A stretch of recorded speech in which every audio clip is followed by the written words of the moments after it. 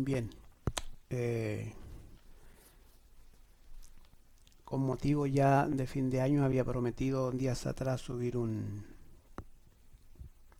video para hablar de una alegoría que contó Jesús en el libro de Lucas capítulo 16 versículo 19, hablando del rico y de Lázaro, como nosotros comúnmente lo conocemos, ¿ya? Pero que en realidad lo que Jesús contó allí fue una alegoría del rico y Eliezer. Lo que pasa es que hubo un cambio de nombre allí en la traducción, cuando tradujeron del hebreo al griego, después al latín, después al castellano.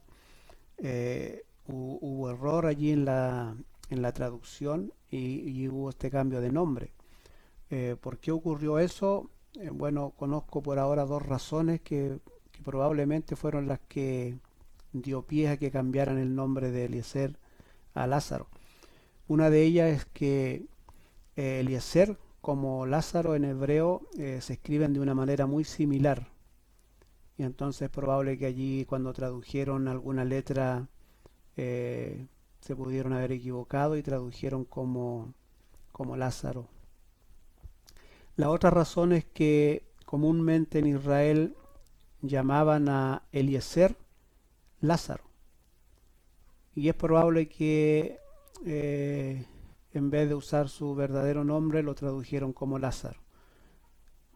Puede haber sido que alguna de esas dos razones fue que cambió el nombre allí, ya, pero una vez que empecemos ya a hablar de esta alegoría, nos vamos a dar cuenta que Jesús en realidad estaba hablando de Eliezer y el rico, ¿ya? Yo quiero que vamos a darle lectura a esa alegoría que Jesús contó en Lucas 16, versículo 19. Voy a usar la Reina Valera 1960, que es la que comúnmente utilizamos, ¿ya? Dice: había un hombre rico que se vestía de púrpura y de lino fino y hacía cada día banquete con esplendidez. Había también un mendigo llamado Lázaro que estaba echado a la puerta de aquel lleno de llagas y ansiaba saciarse de las migajas que caían de la mesa del rico, y aun los perros venían y lamían sus llagas. Aconteció que murió el mendigo y fue llevado por los ángeles al seno de Abraham. Y murió también el rico y fue sepultado. Y en el Hades alzó sus ojos, estando en tormento, y vio de lejos a Abraham y a Lázaro en su seno. Entonces él, dando voces, dijo: Padre Abraham, ten misericordia de mí, y envía a Lázaro para que moje la punta de su dedo en agua y refresque mi lengua, porque estoy atormentado en esta llama. Pero Abraham le dijo: Hijo, acuérdate que recibiste tus bienes en tu vida, y Lázaro también males, pero ahora éste es consolado aquí y tú atormentado.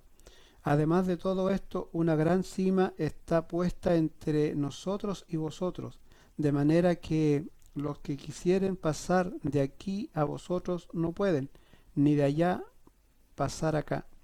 Entonces le dijo: Te ruego pues, Padre, que le envíes a la casa de mi padre, porque tengo 5 hermanos, para que les testifiques, a fin que no vengan ellos también a este lugar de tormento. Y Abraham le dijo: A Moisés y a los profetas tienen, óiganlos. Entonces dijo: No, padre Abraham, pero si alguno fuere a ellos de entre los muertos, se arrepentirán. Mas Abraham le dijo: Si no oyen a Moisés y a los profetas, tampoco se persuadirán, aunque alguno se levantare de entre los muertos. Esa es la alegoría que cuenta Jesús allí, ¿ya? Y, y esta alegoría a veces se ha usado y se ha explicado de muchas formas, pero si no conocemos la historia, por qué Jesús contó esta alegoría, por qué dijo lo que dijo, los personajes que allí nombra, si no indagamos en eso, podemos cometer el error de malinterpretar esta alegoría que Jesús cuenta, como por ejemplo, cualquiera podría pensar que una persona rica en este mundo, en el siglo que vivimos, que tiene todo, que tiene todos los bienes y que por esa condición se va a perder, y una persona pobre que no tiene nada se va a salvar, y que algún día, cuando todo esto termine y se termine el día, ¿no es cierto?, y ya Dios nos llame a juicio, entonces que una persona pobre va a ser salva por ser pobre y un rico va a ser condenado por ser rico. Se podría interpretar así si uno no indaga y profundiza o busca por qué Jesús dijo estas palabras. Entonces se puede dar muchas interpretaciones erradas y equivocadas. Es por eso que con motivo de fin de año yo quiero hablar de esta alegoría que Jesús contó, ¿ya? Pero para hablar de ella quiero que veamos algunas cosas primero para que logremos entenderla en su plenitud, ¿ya? Y para eso inevitablemente hay que contar un poquito de historia, ¿ya? Por eso quiero remontarme a tiempos de antaño, por allá por el Imperio Babilónico, ¿ya? Eh, ¿Por qué? Porque ¿qué pasa? Que cuando Nabucodonosor invade Israel en aquel tiempo, lleva cautivo casi a la mayoría, ya de las 10, de las 12 tribus de Israel, fueron muy pocos los que quedaron en Israel dando vueltas, la mayoría fueron cautivos, algunos asesinados, muertos, y el imperio babilónico en aquel entonces tenía la costumbre que cada vez que tomaba ciudades, pueblos de aquel entonces y llevaba a los esclavos, acostumbraban eh, de borrarle toda su historia que ellos tenían. Le cambiaban nombres a las personas, por eso que allí en el libro de Daniel, a Daniel se le cambia el nombre, a sus compañeros también, y obviamente a todos los que llevaban cautivos le cambiaban los nombres y generalmente le ponían los nombres de sus dioses, ¿ya? Le enseñaban su propia lengua, eh, le enseñaban sus costumbres, su paganismo, y la idea era que ellos eh, se olvidaran de lo que eran en el fondo y cambiaban por completo eh, su vida, ¿ya? Entonces, ¿qué ocurría? Que estando mucho tiempo en esclavitud, ellos comenzaban, las nuevas generaciones ya a no tener conocimiento o conciencia de dónde venían, de quién eran, porque los imperios se encargaban de borrar todo eso de parte de ellos, ¿ya? Algunos se resistieron a eso, por ejemplo, como Daniel, como Edra, Nehemías, Jeremías, ya muchos se resistieron y lucharon para no perder su identidad, ¿ya? Es por eso que ya en el imperio eh, Medo y Persa, cuando ya Darío le da un poco de libertad, ¿no es cierto?, y permite que tanto Edras como Nehemías vayan a reconstruir Jerusalén, vayan a reconstruir el templo, eh,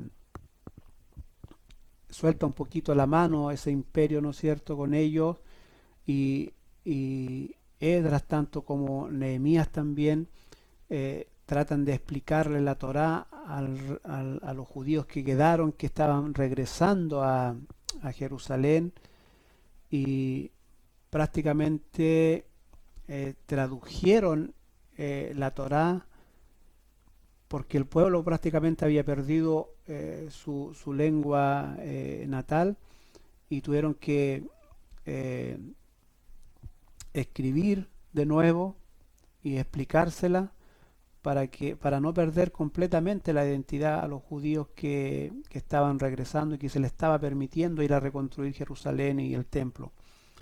Eh, Explico esto porque en ese cautiverio se perdieron 10 tribus entre las naciones que existían en ese mundo en aquel entonces. Y cuando el pueblo de Israel empieza a regresar a su tierra de nuevo, le permiten que vayan a reconstruir, poco a poco empiezan a soltar la mano y a dejarlos que vayan a su tierra, solamente empiezan a regresar 2 tribus y 10 se pierden entre las naciones hasta el día de hoy. Nunca más se supieron de ellos, ya cada vez que pasaba el tiempo se iban perdiendo más, las nuevas generaciones ya no tenían conciencia de eso. Entonces, ¿qué ocurre? Que estoy explicando esto porque el- la alegoría que Jesús cuenta tiene que ver parte con esto, ¿ya? Entonces, ¿qué ocurre? Que en el tiempo cuando ya está Jesús en Israel, cuando él comienza su ministerio, comienza a predicar, comienza a hablar del reino de Dios, muchos de estos judíos que se habían perdido entre las naciones, ya también venían a Israel, venían a Jerusalén, porque allí estaba el templo donde se adoraba, y los que tenían un poco conocimiento trataban de llegar allá, ¿ya? Y es por eso que Jesús en muchas oportunidades, él dice, yo vine a buscar y a rescatar lo que se ha perdido, ¿ya? Eh, Ahora allí hay que ver un milagro en esa situación que ocurre porque gracias a que estas tribus se pierden entre las naciones también, eh, es una de las razones por cual llega el conocimiento también a muchos el conocimiento de Elohim, de Dios, de Yahweh, como le llaman en Israel, ¿ya? Y ocurre que muchos de estos que se habían perdido entre las naciones empiezan a llegarse a Israel, empiezan a ir a Jerusalén a adorar, empiezan a ir a buscar a Elohim, pero ¿qué ocurre? Que eh, los que estaban encargados del templo en aquel entonces, en la época de Jesús, eh, eran muy celosos con esto, ¿ya? Eh, para la época de Jesús, y bueno, desde el imperio de Babilonia, el imperio medo-persa, después los griegos, después llegó el imperio romano. En todos estos imperios a Israel jamás se le permitió que ellos tuviesen que formarse de nuevo con las autoridades propias en Israel, ¿ya? Nunca le permitieron, digamos, que se restableciera, por así decirlo, el Congreso de Israel, ¿ya? Para la época de Jesús existían alrededor de 72 miembros de los 120 que generalmente tenían cuando estaban establecidos como Israel, 120 jueces, ¿ya? Pero los otros imperios, sobre todo el imperio romano, soltaron bastante la mano y al imperio romano le interesaban solamente 3 cosas: que le dieran los tributos, ya, que no tuvieran revuelta, que tuvieran paz, que no hubiera rebelión, ya, y que adoraran al César. Esas 3 cosas le interesaban a Roma y dejaba que el resto de ellos lo hicieran como quisiesen, ya, mientras no armaran revuelta, ya, mientras no se fueran contra Roma, mientras pagaran los tributos que cada vez eran más altos, ya, y que adoraran al César. Mientras los pueblos y los países hicieran eso, no tenían problema con Roma. Pero cualquiera que se levantara contra Roma, o que no adorara al César, o que no pagara tributo, estaba en graves problemas, ¿ya? Para ese tiempo, cuando está Jesús, ¿no es cierto?, está bajo el imperio romano, Israel, Jerusalén, y, ¿y qué es lo que hizo Roma? Roma estableció en Israel, les permitió que tuvieran alrededor de 72 miembros como un congreso, y ellos eran como la autoridad de Israel, custodiado por Roma, pero ellos tenían mucha libertad. El problema es que allí se formaron 2 grupos, ¿ya? De fariseos, saduceos, que nosotros encontramos aquí en la escritura comúnmente. Entonces, ¿qué ocurre? Que para ese tiempo, cuando Jesús está aquí en Israel, en Jerusalén, eh, están en este congreso eh, está a cargo de Shammai, que era uno de los rabinos, que era uno de las escuelas rabinas que había en ese entonces, y él está encargado de allí era uno de los jueces mayores que había, era injusto. Bueno, después nos vamos a dar cuenta de eso. Y estaba Gilel por otro lado, que también le decían fariseo, tanto a los miembros de Shammai como a los de Gilel, a ambos se llamaban los fariseos, que entre paréntesis, comúnmente nosotros cuando nombramos un fariseo estamos como dándonos a entender que fariseo significara una persona hipócrita, porque muchas veces tanto Juan como Jesús lo llamó hipócrita, pero fariseo no significa hipócrita, significa apartado, ¿ya? Y eso es lo que ellos decían, que eran los separados, que eran los apartados. El problema es que habían dos grupos, tanto de Gilel como de Shammai, que se hacían llamar los separados, los apartados, o los fariseos. ¿Ya? Por eso a veces encontramos en la escritura que unos fariseos critican a otros fariseos. Eso es porque son eran de diferentes escuelas, diferentes líneas, diferentes pensamientos. Interpretaban la Torá en aquel entonces de manera distinta. En algunas cosas congeniaban y eran iguales, pero en algunas cosas tenían discrepancia, ¿ya?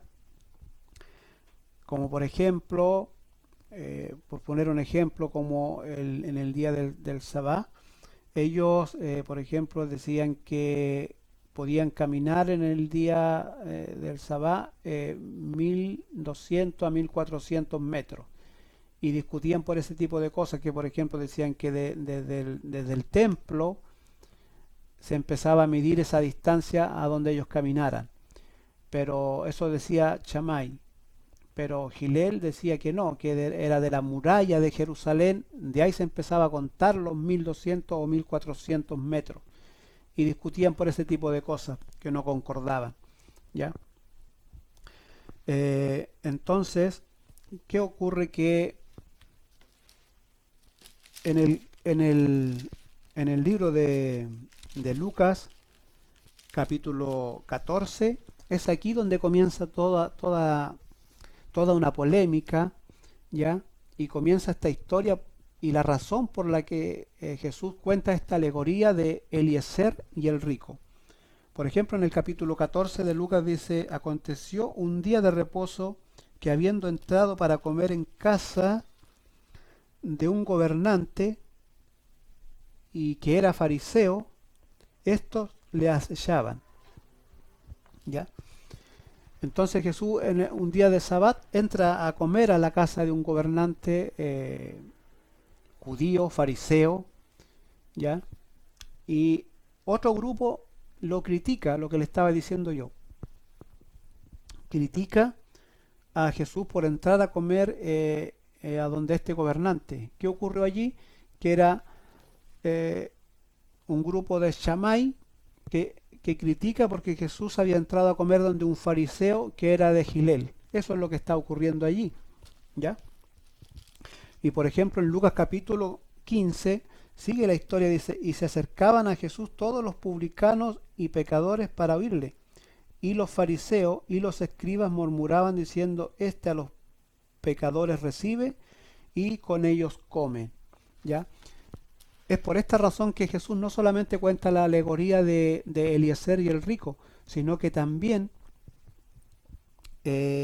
cuenta muchas parábolas aquí. Por ejemplo, está la parábola de la moneda perdida, la parábola de la oveja perdida, la parábola del hijo pródigo, la parábola del mayordomo infiel, ¿ya? Y también la alegoría que acabábamos de leer, ¿no es cierto?, del rico y Eliezer, ¿ya? Entonces, conociendo un poco esta historia que ocurre allí, yo quise contar un poco de esto para tener el conocimiento, para que tuviésemos el conocimiento, porque ocurre aquí en esta alegoría que Jesús cuenta, ¿no es cierto?, algo muy importante, ¿ya? Lo primero que quiero explicar es, es explicar quiénes son los personajes que Jesús nombra en esta alegoría, ¿ya? Dice que primero había un hombre rico y este se vestía de púrpura y de lino fino y hacía cada día banquete, ¿no es cierto?, con esplendidez, ¿ya? ¿Qué es lo que está diciendo Jesús aquí? Primero está diciendo que les está dirigiendo a los gobernantes de aquel entonces, judíos, que estaban gobernando en Israel, en Jerusalén y prácticamente, obviamente, en el templo, ¿ya? Y que eran ricos y que se vestían de púrpura, ¿ya?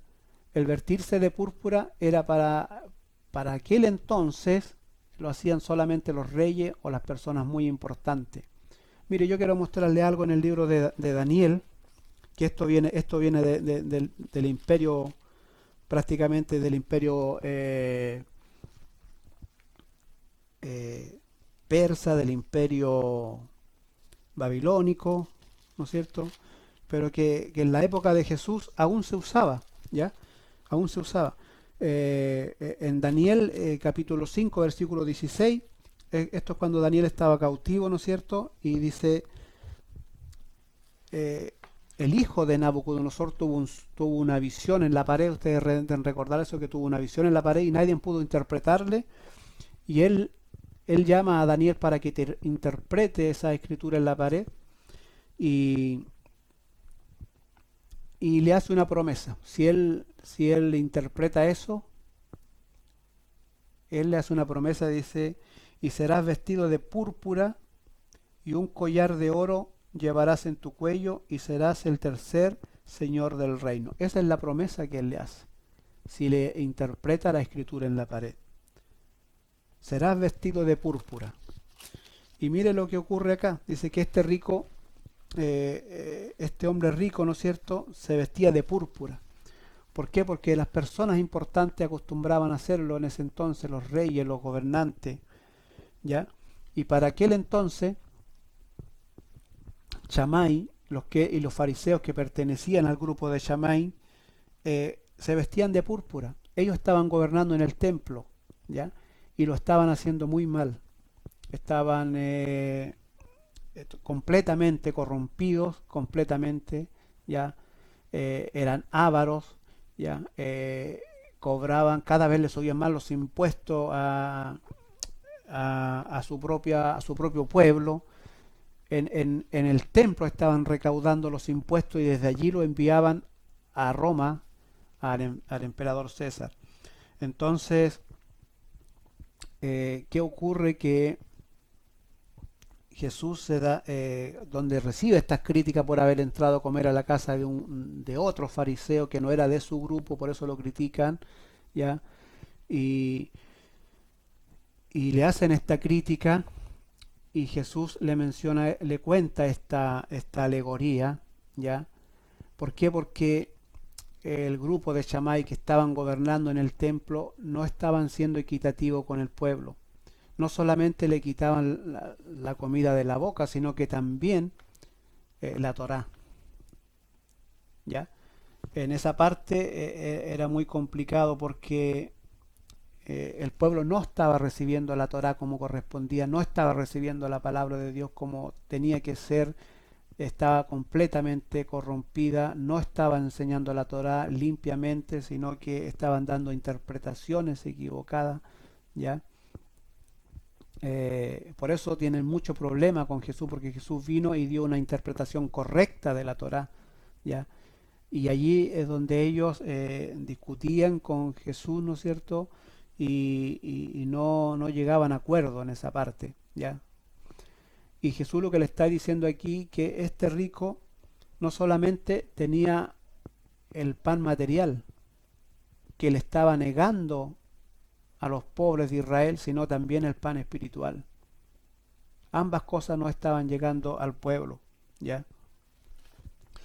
Y eso es lo primero que quiero mencionarle. Por eso que él dice que había un hombre rico, ¿ya?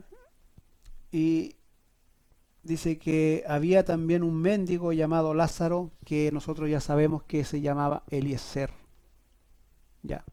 Eliezer. ¿Por qué Eliezer? Porque más adelantito nos vamos a encontrar que cuando muere el mendigo es llevado por los ángeles al seno de Abraham. Sin embargo, el rico, ¿no es cierto?, es llevado a otro lugar. Y el rico llama a Abraham su padre. Padre Abraham, ten de mí misericordia. ¿Ya? Entonces quiero que veamos un pensamiento que había en aquel entonces en Israel. Estos judíos, tanto de Shammai como de Gilel y otros grupos que habían alrededor de 25 grupos, ya todos distintos en Israel, los saduceos, fariseos, ya había muchos grupos, ya, pero Shammai y Gilel eran los que llevaban el control en ese momento, y sobre todo Shammai, porque Shammai estaba con Roma, ya. ¿Y qué ocurre aquí? Yo quiero hablar de estos personajes y quiero que veamos en el libro de Génesis capítulo 15, por ejemplo, aquí quiero que veamos quién era Eliezer. Ya a lo mejor ustedes ya se recordarán de él. En el capítulo 15, versículos 2 y 3 dice: y respondiendo Abraham, Señor, ¿qué me dará siendo así que ando sin hijo y el mayordomo de mi casa es ese Damaseno Eliezer? ¿Ya? Y dijo también Abraham: mira que no me has dado prole, y aquí que será mi heredero un esclavo nacido en mi casa. Ese era Eliezer, ¿ya? Un esclavo, un mayordomo que tenía Abraham, que era su mano derecha, que era su amigo, pero Abraham necesitaba un hijo para que deseaba eso, para que heredara, ¿ya? Pero ese era Eliezer, ¿ya?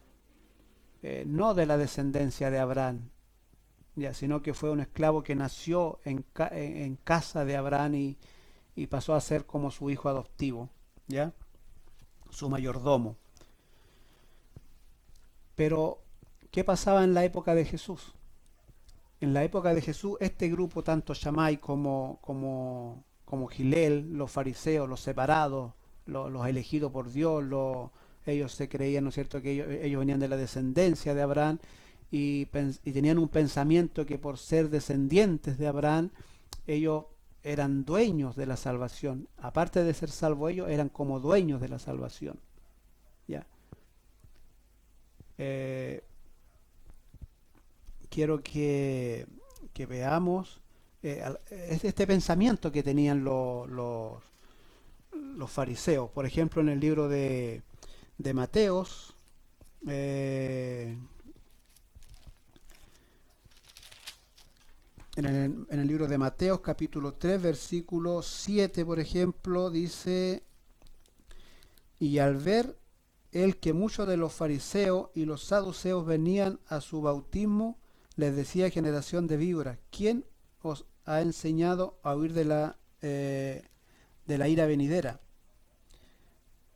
Y el 8 dice: haced pues frutos dignos de arrepentimiento, y no penséis en decir dentro de vosotros mismos: Abraham tenemos por padre, porque yo os digo que Dios puede levantar hijos de Abraham aún de estas piedras. Eso era uno de los pensamientos que ellos tenían, que ellos eran hijos de Abraham y que por esa razón prácticamente eran dueños de la salvación, que tenían todo el derecho, ¿no es cierto?, a ser salvos por creerse ellos que eran hijos de Abraham. Por ejemplo, en el libro de Juan, en el capítulo 8, en el versículo 33, tenemos, por ejemplo: y le respondieron: linaje de Abraham somos, y jamás hemos sido esclavos de nadie. ¿Cómo dices tú, seréis libres? Ese era el pensamiento que tenían. Juan 8, versículo 39, igual dice lo mismo: se respondieron y le dijeron: nuestro padre es Abraham. Jesús les dijo: si fueses hijo de Abraham, las obras de Abraham harías. ¿Ya? Ese era el pensamiento que existía en estos grupos, ¿ya? Y por esa razón Jesús les cuenta esta alegoría, ¿ya? ¿Y qué es lo que Jesús quiso decirle en esta alegoría? ¿Ya? Mira lo que ocurre, ¿no es cierto? Ya leímos la alegoría que Jesús contó, ¿ya? Pero ¿qué es lo que ocurre en esta alegoría? Ocurre, ¿no es cierto?, que Jesús menciona allí a Eliezer, un esclavo, para decirle a estos grupos que le criticaban que no por el hecho de ser descendientes de Abraham iban a ser salvos o eran dueños de la salvación. Y mire lo que hace Jesús. Le está diciendo que cuando llegue el día del juicio, es probable que lo que ellos en aquel entonces llamaban gentil o perro, a los gentiles generalmente le decían perro, aunque en aquel tiempo, para nosotros hoy día, y sobre todo en nuestra nación, puede resultar un poco ofensivo, ¿no es cierto? Pero en el tiempo de Jesús ellos le decían perrillos o perros a los gentiles, a los que no eran judíos, ¿no es cierto? Eh, y eso es lo que menciona aquí, porque menciona a Eliezer, que estaba, ¿no es cierto?, a las puertas de este rico donde hacía banquete, deseaba saciarse de ese pan que comía el rico, pero él no le daba. Y eso era lo que estaba ocurriendo. Este grupo que estaba encargado del templo, que estaba encargado de la parte espiritual de Israel, que estaba encargado de esparcir la Torá, que estaba encargado de explicar la Torá, que estaba encargado de hablar de los mandamientos, que estaba encargado de incentivar al pueblo a buscar a Hashem, que estaba encargado de, de la parte, ¿no es cierto?, que involucraba eh, todo lo que era religión en Israel, eh, no lo estaba haciendo correctamente, ¿ya? Y este pan no lo estaba compartiendo con los demás, sino que ellos estaban saciando, pero no le daban a los demás, ¿ya? Y no le estaban dando a su propio pueblo y menos a los que no eran de su nación, menos a los gentiles, ¿ya? Recuerden ustedes que ellos no entraban a casa de un gentil, no se acercaban a ellos, no conversaban con ellos, ya se alejaban lo más posible de ellos. Y Jesús lo que le está diciendo aquí, ¿no es cierto?, porque lo critican a él porque él entra a la casa de unos publicanos, de unos pecadores a comer, lo critican, y Jesús le está diciendo esto. Es probable, ¿no es cierto?, que ustedes que se creen hijos de Abraham, es probable que en el día final, cuando termine el día, es probable que el siervo de Abraham, el esclavo que nació en casa, esté en su seno, y no ustedes que se creen hijos de Abraham. Eso es lo que Jesús le está diciendo allí, ¿ya? Por ejemplo, en Lucas 16, versículo 14, dice que oían también todas estas cosas los fariseos, que eran ávaros, y se burlaban de él. Al oír estas cosas se burlaban de él, ¿ya? Pero eso es lo que Jesús le está diciendo allí, ¿ya? Eso es lo que le está diciendo. Yo vine a buscar lo que se había perdido. Muchos de la casa de Israel estaban tratando de regresar, de buscar sus raíces, pero como se habían estado en los gentiles, entonces cuando venían no tenían cómo comprobar que ellos eran judíos, que ellos eran descendientes de las tribus que se habían perdido desde el imperio babilónico hacia adelante. Imagínense que pasó el imperio babilónico, pasó el imperio medo-persa, pasó el imperio griego, estaba el imperio romano, habían pasado muchas generaciones, ¿ya? Pero los que tenían conocimiento, los que sabían que de alguna manera venían de las tribus de Israel perdidas, trataban de acercarse, y ellos no lo aceptaban, porque ellos no tenían cómo comprobar que eran descendientes de los judíos, ¿ya? Y encuentran a este maestro, a este Yeshua, ¿no es cierto?, hablando y aceptándolo, enseñándole, entregándole este pan que ellos le estaban negando, estas migajas que ellos no le daban ni siquiera las migajas para que comiesen. Jesús vino, ¿no es cierto?, y le trajo pan espiritual, el pan de vida, ¿ya? Y se saciaban con él. Y el resto de estos grupos empezó a sentir celo, ¿no es cierto?, por este nuevo maestro que había llegado de la Torá, y lo critican, ¿no es cierto?, porque él entra en la casa de estos pecadores, de estas personas que ellos consideraban inmundos y que le llamaban también los perrillos, ¿ya? Por eso que Jesús menciona aquí en esta alegoría, dice que Eliezer, ¿no es cierto?, estaba a los pies de este rico, un mendigo, pero nombra a los perrillos, dice que los perrillos venían aún y lamían su llaga. ¿Y quién eran los perrillos? Los perrillos eran los gentiles, ¿ya? Aún ellos tenían misericordia, los gentiles tenían misericordia de las tribus que se habían perdido, pero ellos que eran su descendencia legítima no tenían misericordia y estaban actuando mal, ¿ya? Eso es lo que Jesús le está diciendo allí, que ellos se les encargó la palabra de Dios, que a ellos se les encargó la parte espiritual, que a ellos se les dio la Torá y no la estaban repartiendo como tenían que ser, ¿ya? No estaban siendo bendición para las naciones, no estaban siendo bendición ni para su propio pueblo, menos lo iban a hacer para el resto de las naciones, ¿ya? Eso es lo que está ocurriendo. Eso es la razón que también explica por qué Jesús, ¿no es cierto?, adentra al templo un día y hace estos destrozos, al ver, ¿no es cierto?, que ellos están vendiendo prácticamente la salvación, están vendiendo el perdón, ¿ya?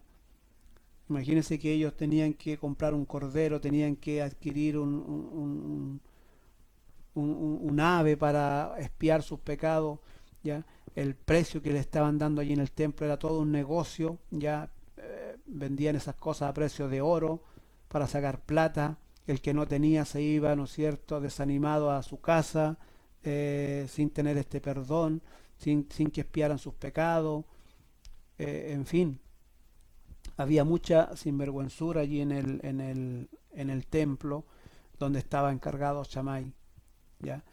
Entonces estos jueces no esos jueces que existían en el tiempo de Jesús no estaban siendo correctos. Imagínense que a Jesús le levantaron calumnia para poder crucificarlo, ¿ya? Los jueces de Israel, ¿ya?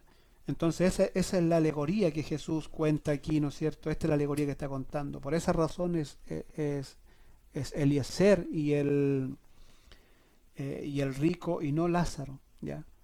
Porque Jesús lo que está haciendo allí está haciendo mención del siervo que Abraham tuvo, ¿no es cierto?, y de los fariseos que se creían hijos de Abraham y que por esa razón pensaban que tenían la salvación, que pensaban que, que eran dueños de la salvación. A ese punto llegaron en realidad, que eran dueños de la salvación, ¿ya?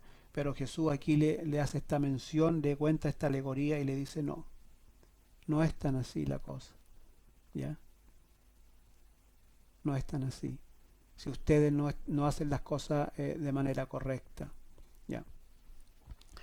Pero, ¿en qué quiero que reflexionemos? Yo había prometido subir este video con motivo de fin de año porque quería usar esta alegoría para hacer una reflexión.